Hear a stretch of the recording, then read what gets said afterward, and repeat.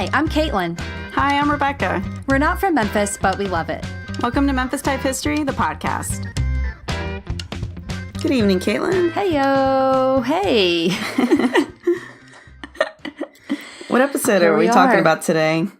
Because I don't know what we're doing. Well, we're both talking, so I hope you figure it out quick. Because this is an episode we are both sharing. Mansions of Memphis. Good. Yeah. Yes, I have that information. Well, but I don't know who's going first.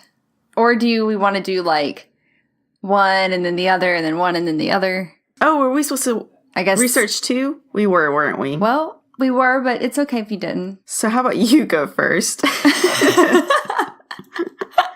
I just got stuck on one. And then you go and then I go? Yes, I'm sorry. No, it's fine. I hope it's a good one. I do too. So we might need a mansions part 2, it sounds like. All right, so you're going to go first and talk about a mansion. Then I'll tell you about my luxurious one mansion that I researched. Oh, okay. And then I'll tell you about my second mansion that I researched. Yes, thank you. Let me set the stage. Robert Brinkley Snowden grew up in Annesdale with his parents, Robert Bogardus Snowden and Annie Overton Brinkley Snowden, who lived in the Annesdale mansion because Annie's dad bought it for them. So he had gone to Princeton to study architecture. He returned to Memphis and in 1896 built everyone's favorite 11,000 square foot local castle at 1937 Central Avenue. Oh, this is cool. I know which one you're talking about. It's Ashlar Hall. Uh-huh. Uh-huh. He built that one? Yes, he did. Wasn't that good stage setting? It was. Thank you. I'm so glad you started this. So we've mentioned the blog Creme de Memph before, and I'm going to quote this blog again now. He dug up a great quote from Memphis, an architectural guide about Snowden's Gothic Revival Mansion, and it goes as such. One wonders what books about medieval castles Snowden brought back with him from Princeton, or perhaps the whole may have been influenced by a too early reading of Ivanhoe. I don't think that's a positive critique in Architectural Digest, but I'm not positive. Yeah. Okay, so this 3-story, 8-bedroom mansion only cost $24,900 to build. Oh, wow. Wow. That's crazy. Yeah. Here is what it is in today's money, which is still going to be crazy. $683,767.48. For a mansion? Yeah. Like that? Yeah. Why? How were they so thrifty? I know. They could just get a bunch of good deals? I don't know. But this is crazy. I guess it's like the low like home prices we have in the South. I guess Ashlar Hall counts too. All right. Wait, but it still was considered a mansion back then, right? I mean, it's 8 rooms. Oh, yeah. Okay. It's also a castle. And a castle. And I'm about to tell you, there's more than like 8. It's 8 bedrooms and also 6 bar areas, 5 bathrooms, and a swimming pool inside. Yeah, you can't find 5 bathrooms easily in Midtown. No. This is one of a kind in so many ways. All right, so he lived there with his wife and kids. And the name Ashlar Hall is from the material that it's made out of, ashlar stone, which he brought in on barges. And he also put in Italian stained glass windows. Wow. So he wasn't thrifty. Yeah. So I saw a rumor that says that there are also secret passages under the mansion. Whoa. One goes under Lamar to Snowden Mansion in Annesdale, and it comes out into a hollow tree trunk. What? This is like Hogwarts? Yes. Another one goes under Central to the University Club's pool area. No way. Yeah. I want to know if someone's like gone to find out if that's true. If anyone has explored these passages. One last interesting fact about Robert Brinkley Snowden is that he took over the new Peabody in 1925 when it relocated. The original one had been started by his great-grandfather, Colonel Robert C. Brinkley, back in 1869.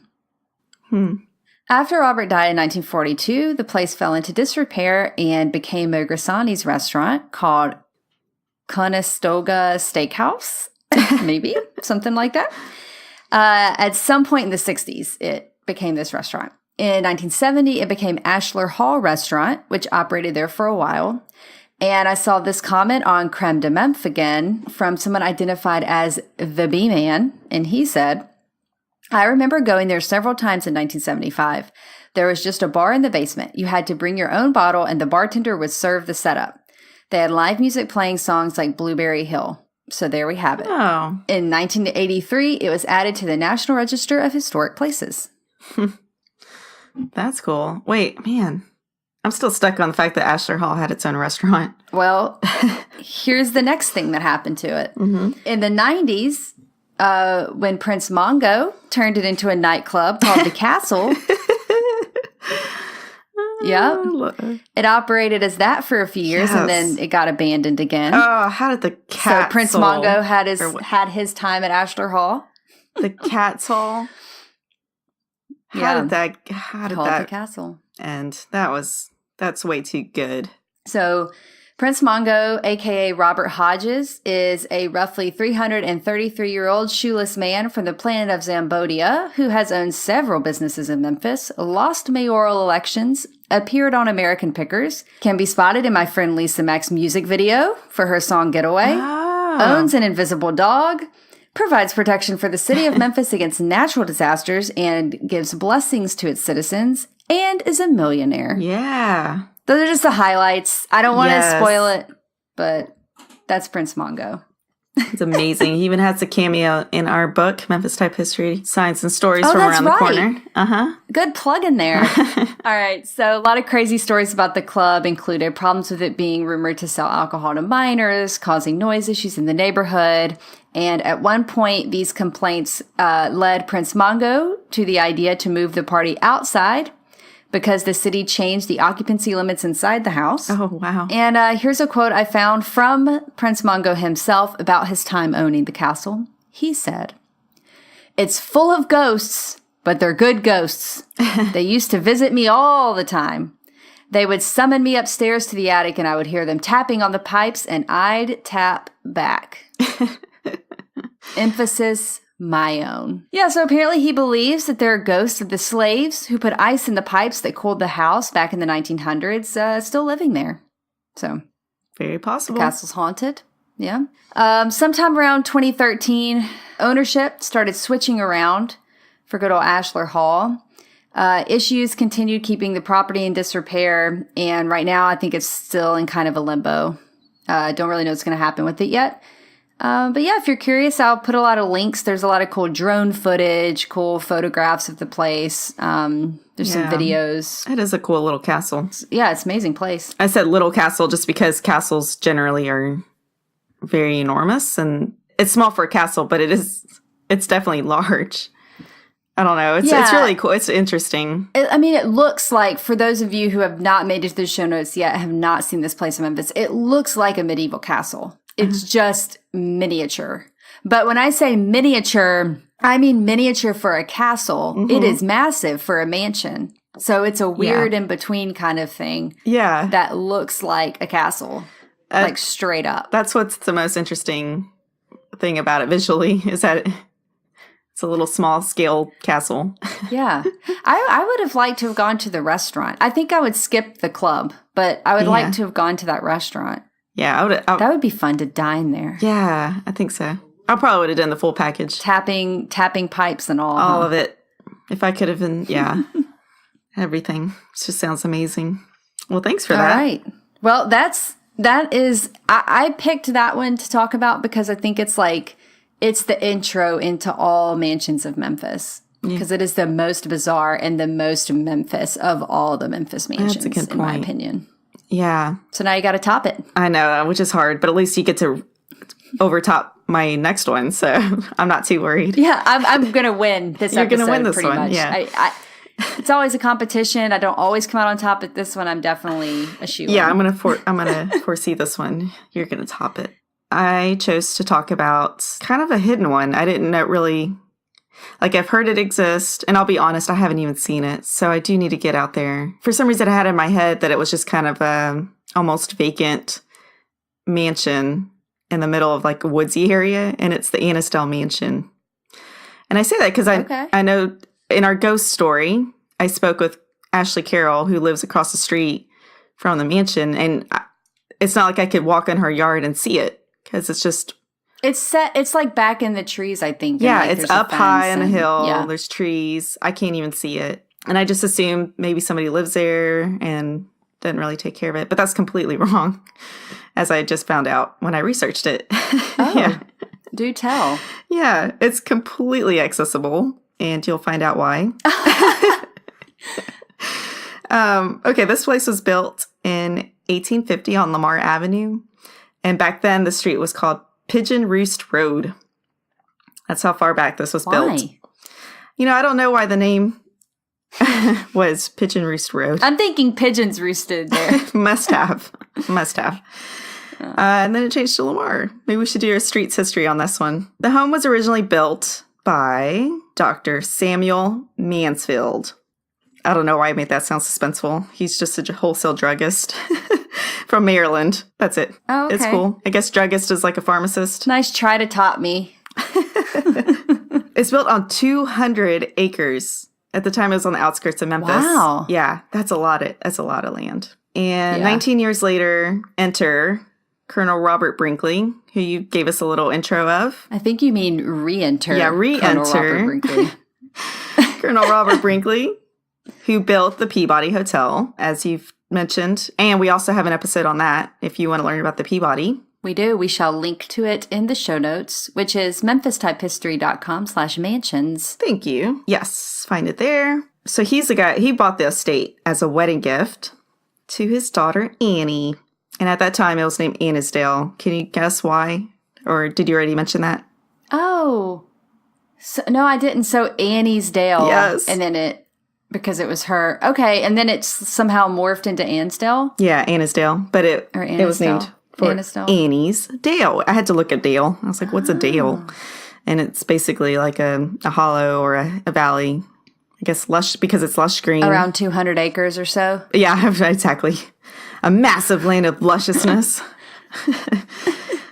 I don't think it's actually a valley, but I think it is up on a hill. I'm going to go up there and find this place, by the way, because now I just need to know. So since 1869, Annesdale has been home to the family for at least 7 generations.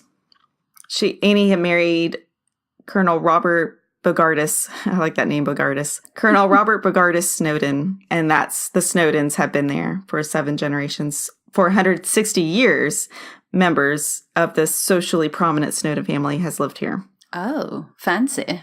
Yeah, I wanted to add that they were socially prominent.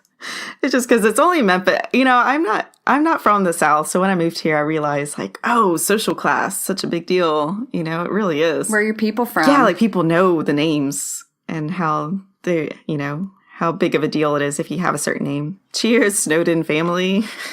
I'm talking to you.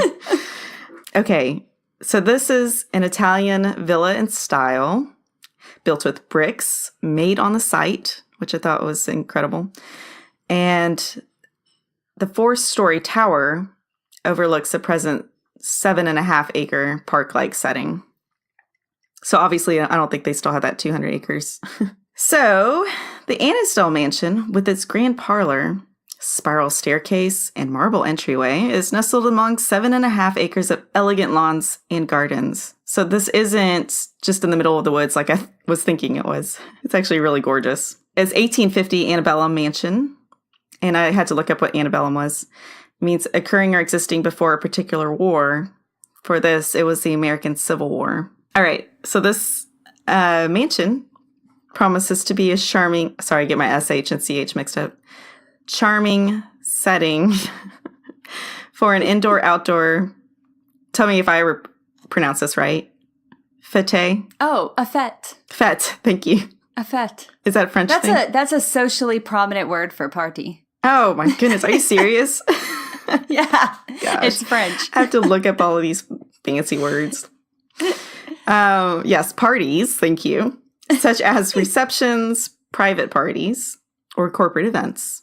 So that's what it's used for. It is proven to be an especially breathtaking setting for weddings in Memphis. Wow. So you could just pretend you need a place to get married at and go see this place. Yeah. Or just schedule a tour. Yeah, just schedule a tour. Oh, do it. You don't even have to lie. Yeah. Nice. I'll have to make sure I have a date set so that, because I know they're going to ask, oh, when is the wedding date? Yeah. And then I'll make sure it's set enough in advance to where it makes sense that you're looking there. Because I'm sure they're booked up pretty much all the time. Yes. And as I mentioned, it's, maybe I didn't mention, but obviously it's in the Annesdale Snowden Historic District. Less than a mile from Interstate 240. So what once used to be Pigeon Roost Road is now just right next to the interstate. How times have changed. Wow. So I wanted to read a description so we can all have a visual. I got this from a Memphis magazine article. They say, we were told, because I think they got a tour, so this is from their tour. They didn't go either? Oh. Yeah, they didn't get married. They just did a tour for a magazine article, which I guess I could do. Okay. Get it for a blog post. We could go the extra mile every once in a while. Yes. Instead of pretending I'm getting married. If only people knew how busy we are and we still try to do this podcast. They'd be like, what are you thinking? Yeah. They would forgive us for not going on tours. I hope so. The article says, we were told that the 70,000 plus square foot home has 13 rooms, 5 bedrooms, and 4.5 baths. It's just barely less than Ashlar Hall. Oh, it beats the castle. Well, except for the bathrooms. It only has 4.5. 5 bathrooms? Not 5. It has 4.5. Yeah, but you know that half bath is so useful. It is. People discount it because it's just a half, but I'm going to tell you, after having a 2.5 bath home, I don't know how you just do with 2 bathrooms. Because that half bath. So I'm saying a 4.5 might be better than a 5. All right. Sounds like I am topping your mansion here then. I'm trying to help you Thanks. because you just only researched 1 instead of 2 like you're supposed to. I'm trying to throw you some bones. I know. Here. You're building up my confidence. And motivate you. So the story can continue and I don't throw in the towel. The downstairs public spaces have 14-foot ceilings, and the period details include 11 fireplaces. That's a lot. Whoa. Pocket doors. I don't know what pocket doors are. I should have looked that up. Oh, they're the best. Okay, instead of like a door that like swings into the room or out of the room when you open it, it goes into the wall. Oh. It's a sliding door. Yeah, that was mentioned in one of our episodes. But like fancy, because it disappears into the wall when it's open and then. Yeah, I don't think I've ever seen a fancy one of those before. I think of those. No, me neither, really. Yeah. They've always been just like real normal ones. Yeah. That are kind of hard to do. Yes, they're not the most They like don't want to convenient. stay on their track. Mm-hmm. Yeah, I'm not a fan of those, but maybe these are done elegantly and most professionally. So I do need to see that then. Was not expecting that. Okay.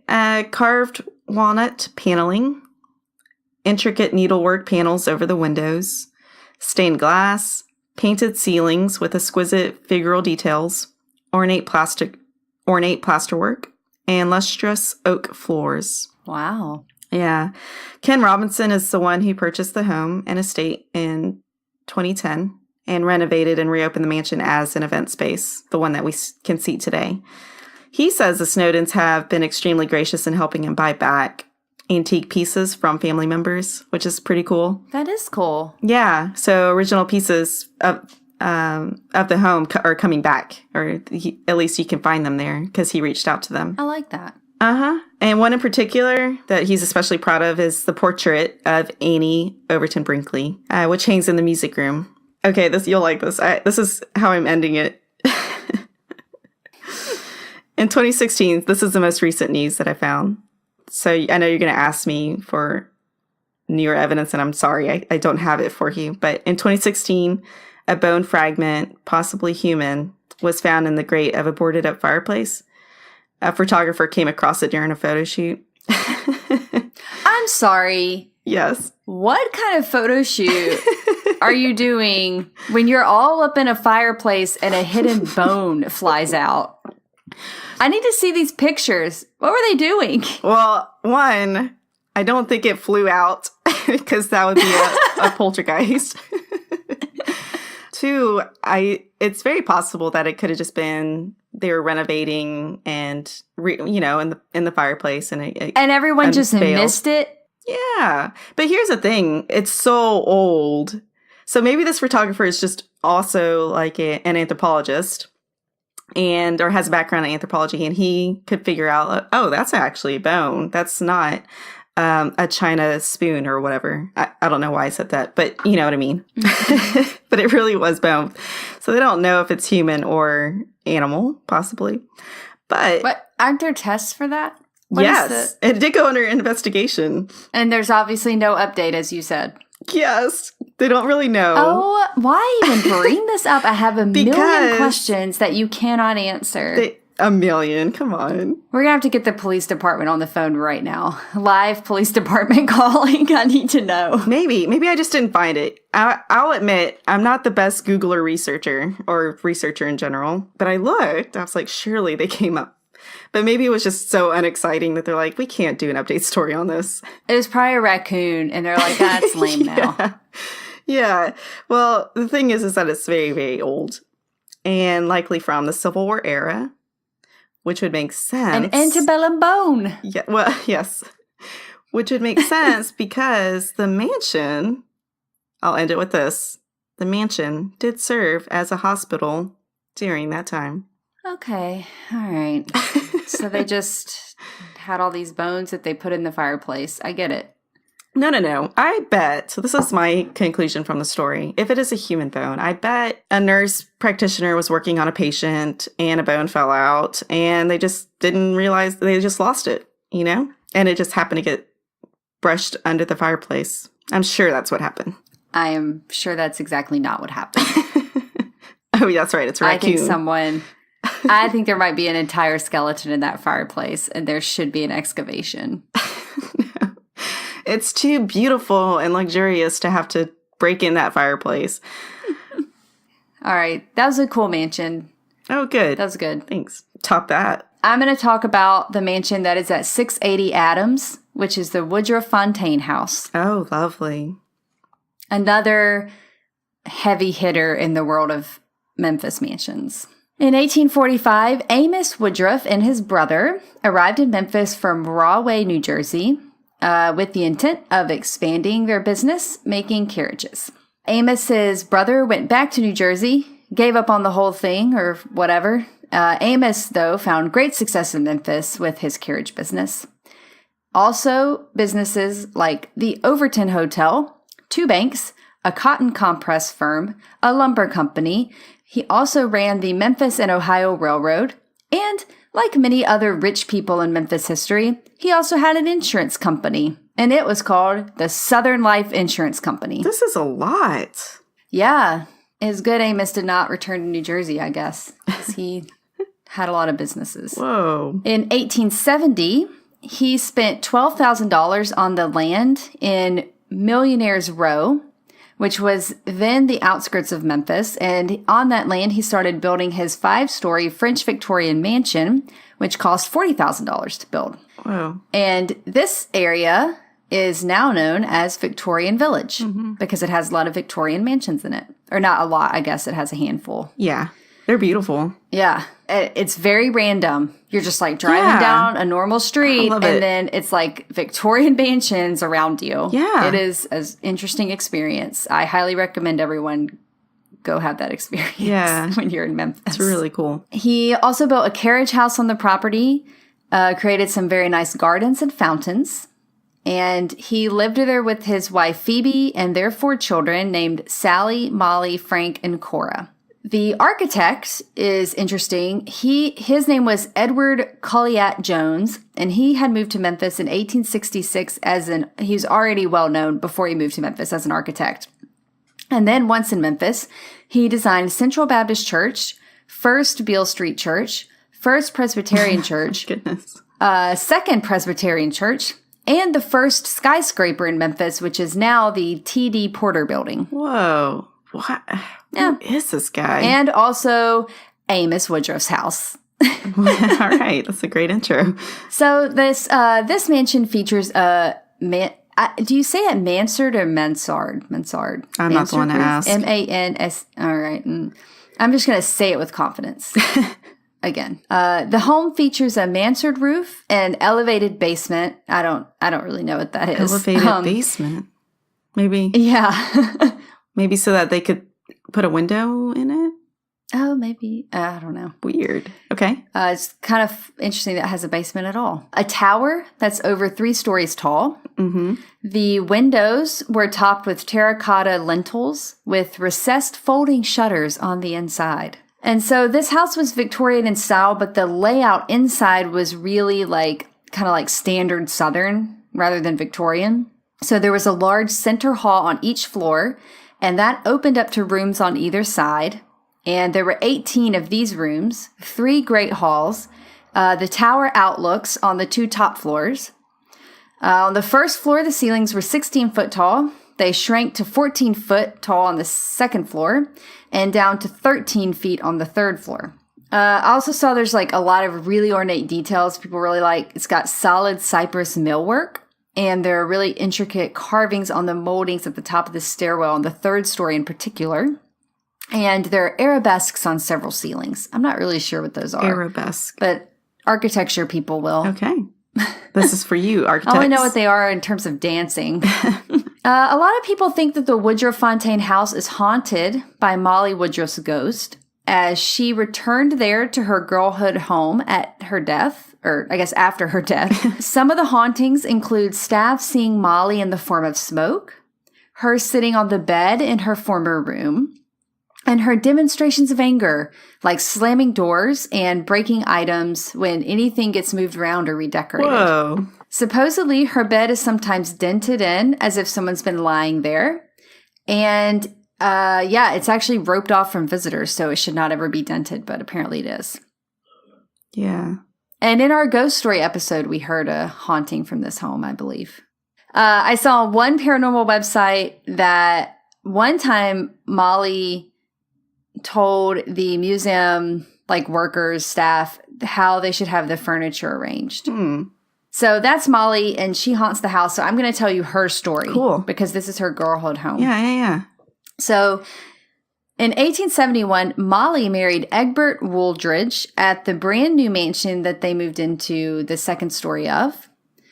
So this home.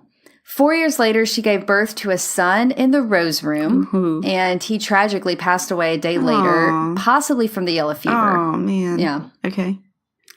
3 months later, her husband died in the same room as well. Oh, yikes. Yeah. In 1883, she married James Henning and moved to Poplar Avenue. Okay. Their only child would also die at birth, and I think she lived there at that home on Poplar until her death.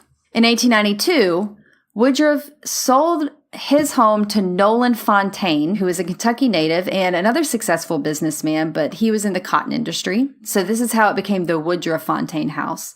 His wife was from Raleigh, and they got married in 1864 and had 10 kids. Whew. Yeah. They were very well known for having very fancy parties, or as we could call them, fetes. And one time, President Grover Cleveland and some governors came to them, and they also did a political fundraiser for a vice presidential candidate, Adlai Stevenson, one time. I don't know Liz Stevenson. Very socially prominent. Okay. So their oldest child was also named Molly. Oh, okay. And it's spelled the same as Molly Fontaine. So we have Molly Fontaine and Molly Woodruff. And when I was researching them, a lot that's of confusing. Places combined them into the same person. Yeah. Oh, but there's 2 of them. Just because they mixed them up? Yeah. I mean, they had the same name and they lived in the same house. Oh, wow. Okay. Yeah. So she got married to Dr. William W. Taylor on Valentine's Day at St. Mary's in 1886. And their wedding was followed by an extremely, fancy reception at the Fontaine home in the ballroom. Her father gave the couple their own home across the street, but it took 4 years to build that, so they lived on the 2nd floor of the Fontaine home when they were first married for that 4 years. Mm-hmm. Then they moved across the street, and Molly lived there until she died in 1936. That house is now Molly Fontaine Lounge, or Molly Fontaine's. Molly Fontaine's, yeah. Yeah. So now we're back to the Woodruff Fontaine house after that little detour with Molly. Okay. So the Fontaine family lived in that house until 1929, and at that time the house was sold for $25,000. It's crazy. As a steal. I know. It was supposed to become an antique store, but that didn't happen. I don't know why. Yeah. Then Rosa Lee operated her free art school there, and that moved to Overton Park in 1959. And it's actually sort of what became the Memphis College of Art. So I didn't want to go into that too much because maybe we might end up doing some kind of show on that. Yeah. Oh, we should. But isn't that interesting? Yeah. It's a little good teaser tidbit. Yeah. In the 1960s, the house almost got demolished. Oh, I'm glad it didn't. I know. And then the Memphis chapter of the Association for the Preservation of Tennessee Antiquities began to raise funds, and they were able to renovate the property. They got it all fixed up for like modern amenities or whatever. They restored the antique features. So it's got modern amenities, but they put it back to its antique glory.